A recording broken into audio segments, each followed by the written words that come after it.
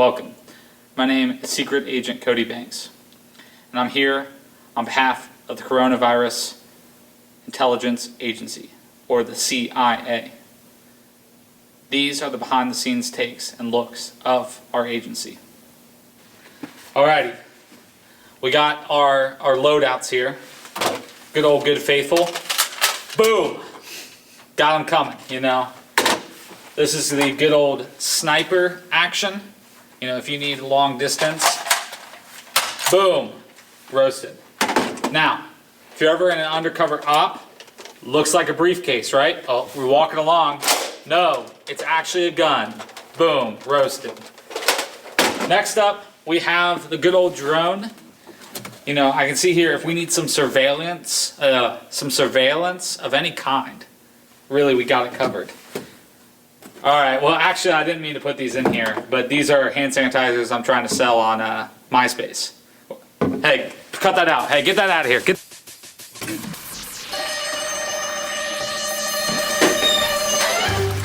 Wash your hands. Every good CIA agent has a vehicle. Mine's the Trident.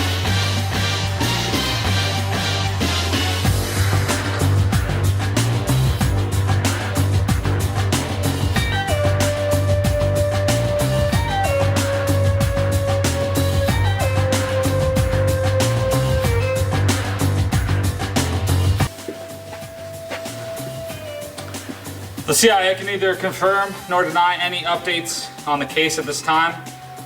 We're still investigating a man who's been traveling around at different parks, basketball courts, playing soccer, things like that. He's tried impersonating LeBron James, Lionel Messi, and Bob Ross. If you see this man, please let us know at 513-229-3200. We'll be taking no questions at this time. Are there any questions?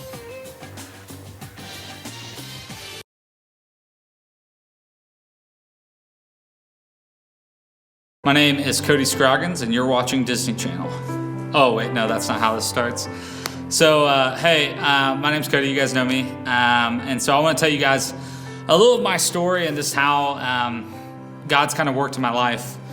So I was born and raised in Florence, Kentucky, born May 17th, 1997.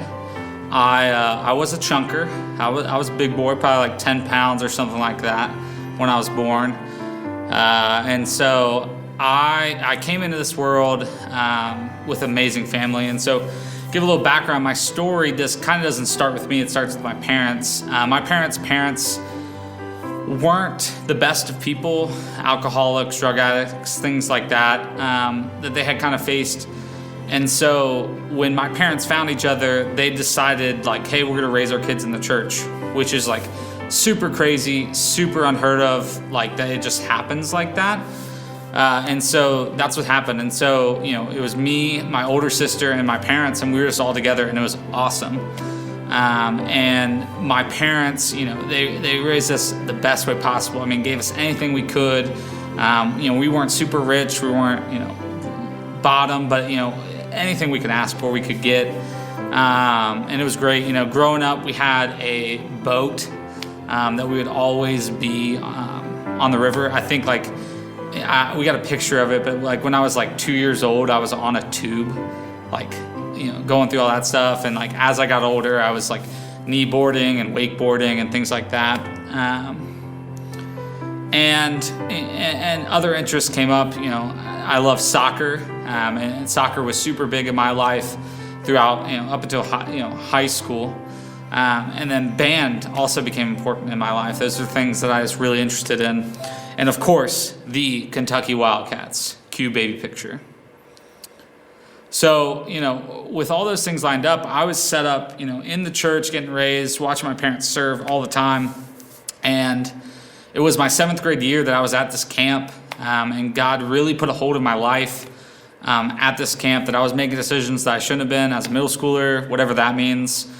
Basically means like being a jerk to people and being a bully, and, you know, trying to get the best friends that I could. And so that year I decided to really dedicate my life to Christ. And at that camp, God spoke to me and said, like, I want you to be a pastor. Specifically, he said those words in a worship session. And as a seventh grader, that's super confusing and doesn't make sense. But God kind of used that moment to kind of shape other things of my life, and to really, start, what was a huge journey and a huge step for me trusting God. So as time goes on, from middle school and early high school, my parents started to fight a lot more, and I started to recognize it. And so through all that, like, God really blessed me with a best friend, and that's my sister. And through that, we got super close from even a young age. I did like torment her. I think I bit her like a ton of times. But yet at the same time, we were really close and talked a lot. And while our parents were fighting and things were getting worse and worse and worse, it grew our relationship strangely together. And so, we were together in it, and we were going to kind of protect each other. Nothing like abuse or anything like that. I can't say that, but like we were just like together. And then, God also blessed me with a best friend. His name's Mason. He came into my life probably like from like 5th grade, and like I can't remember a weekend I wasn't at his house growing up. And so through those experiences, those relationships, like God was really working on me to create me to be the best pastor I could be. I was working with middle schoolers. I was leading worship. Me and Mason were playing music all the time together. That's just what we did. He played guitar, I played drums and guitar. And so that's what we did. And I was playing soccer, and life was great. And then something happened from my junior to senior year. My sister, before, my sister had a knee injury that kind of caused some things to go downhill with everything. And from junior, senior year, my sister decided to like leave our family. It was tough. And what I mean by leave is like leave, like dropped her car off, no phone, her stuff was in the house, she took what she could, like gone.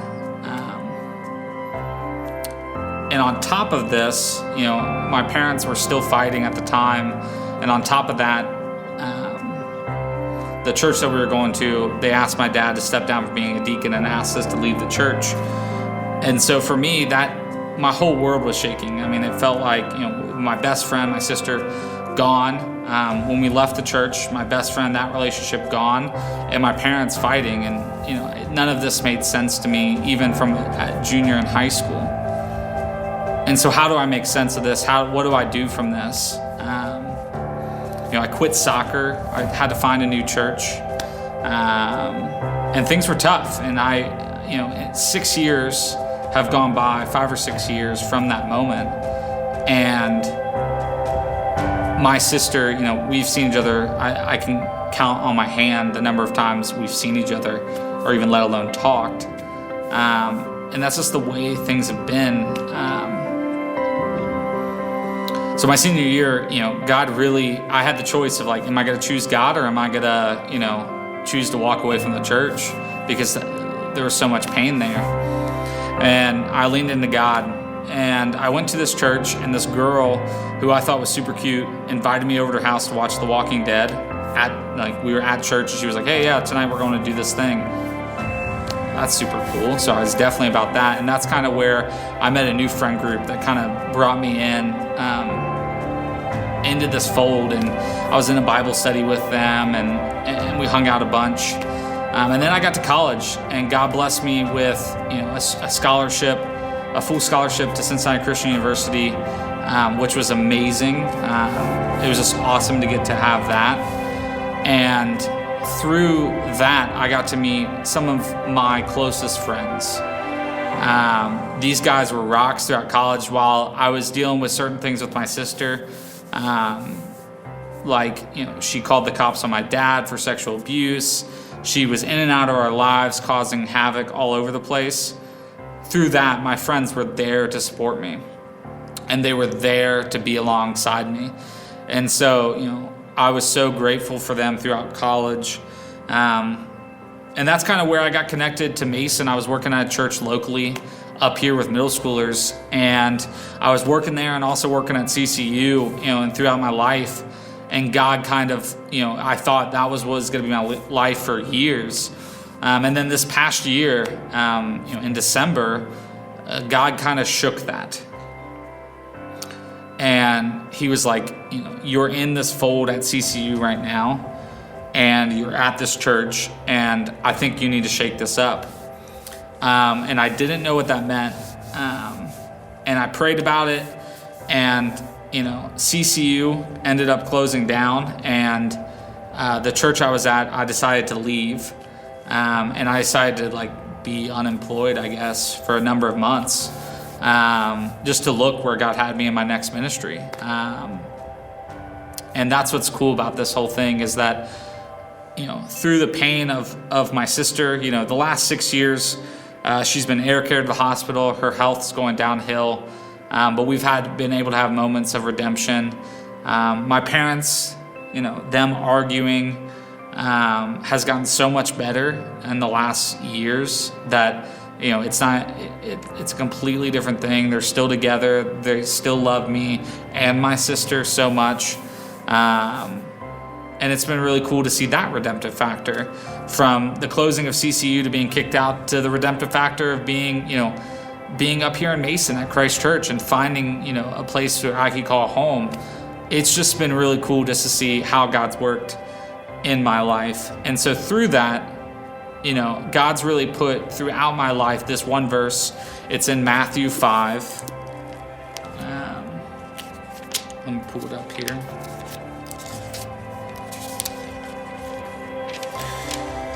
Matthew 5:14-16, it says this: "You are the light of the world. A town built on a hill cannot be hidden. Neither do people light a lamp and put it under a bowl. Instead, they put it on its stand, and it gives light to everyone in the house. In the same way, let your light shine before others, so that they may see your good deeds and glorify your Father in heaven." You see, I've used this verse to kind of carry out this thing of light in my life, and I've talked about it already with students before, and I'll continue to talk about it, because God uses light to guide us, like stars in the night. There's this verse in Hosea that talks about God taking the Israelites, his people, out to the wilderness in darkness so that they could be guided by the light. And I think that a lot of my story reflects that through losing a church family, my sister's relationship, my best friend's relationship, God took me to that point to kind of help other people through those moments, and get to see some different things, and create new relationships. I never thought I would work outside of small town, Kentucky. I was a little south of Florence. I never thought I'd be leaving there, and to be up in Mason, never thought I would be here in my life, but I am. And so I say all this, and this is how it impacts you, is that, my story was uniquely created so that God could show me what he has for my life. And I don't know what it is for you, and I don't know what God's writing in your story, but I'm sure that, like the people in Hosea, that he might be taking you to a spot of darkness so that you can see the light. And he might be guiding you in different ways. And so I just ask you, lean into what God has for you. Trust what he has for you. Trust his plan. It doesn't mean that you're going to be a pastor. You could be a doctor. You can be an NBA basketball player. You could be the next LeBron James. You can be a dentist. You can be a veterinarian. You can be literally anything that God wants for you. But the most important thing is that God is in your life, and that he is a part of it, because through all of these circumstances, God took me from nothing into what I am today. And I know that God's going to continue to write this story for my life that's unbelievable. And so I'm so glad to write those memories with you guys. I'm moving up here in May. I can't wait for you guys to get back in the building so that we can just create all these new memories together, and just experience God's goodness with each other. So, like I started, my name is Cody Scroggins, and you're watching Disney Channel.